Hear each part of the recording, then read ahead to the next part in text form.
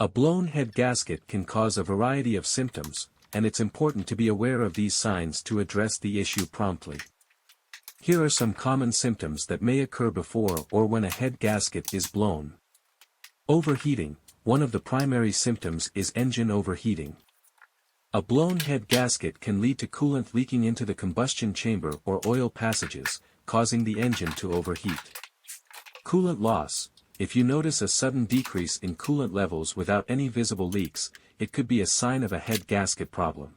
Check the coolant reservoir regularly for any unusual changes. White smoke from exhaust. The presence of white smoke in the exhaust can be an indication of coolant entering the combustion chamber. This can also sometimes result in a sweet smell from the exhaust. Milky or discolored oil. A blown head gasket may cause coolant to mix with the engine oil, resulting in a milky appearance on the dipstick or oil filler cap. Check the oil regularly for any unusual color or consistency. Bubbles in the radiator or coolant overflow tank. If you observe bubbles in the radiator or coolant overflow tank when the engine is running, it may suggest combustion gases entering the cooling system due to a blown head gasket. Poor engine performance. A compromised head gasket can lead to a loss of compression, affecting engine performance. You may experience a decrease in power, rough idling, or poor acceleration. Combustion gas leakage. In some cases, a blown head gasket can allow combustion gases to escape into the coolant passages, leading to increased pressure in the cooling system. This may result in coolant overflow or radiator hose failure. External coolant or oil leaks. While not exclusive to head gasket issues, leaks around the cylinder head or between the engine block and cylinder head gasket can be indicative of a problem. If you observe any of these symptoms, it's crucial to have your vehicle inspected by a qualified mechanic. Ignoring head gasket issues can lead to severe engine damage and expensive repairs. If you are looking for general guidance on how to remove a head gasket, here's a simplified outline.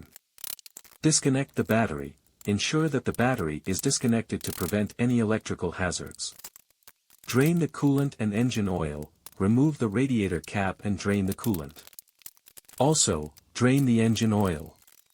Remove the intake and exhaust manifold. Disconnect and remove the intake and exhaust manifold from the cylinder head. Remove timing components. If your Subaru has a timing belt, you'll need to remove it along with any associated components, tensioners, idlers.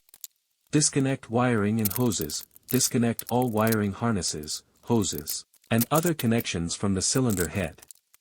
Remove the valve cover. Take off the valve covers to access the cylinder head. Loosen and remove the head bolts. Following the manufacturer's specified sequence, loosen and remove the head bolts. Remove the cylinder head. Carefully lift the cylinder head off the engine block. It may be necessary to use a pry bar or other tools to gently separate the head from the block.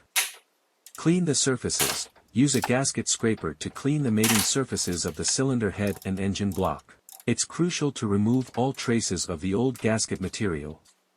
Keep in mind that these are general steps, and the specific procedures can vary based on the exact model and year of your Subaru Legacy. Always consult the repair manual for your vehicle for accurate and detailed instructions. If you're not confident in your abilities, seeking professional help is highly recommended.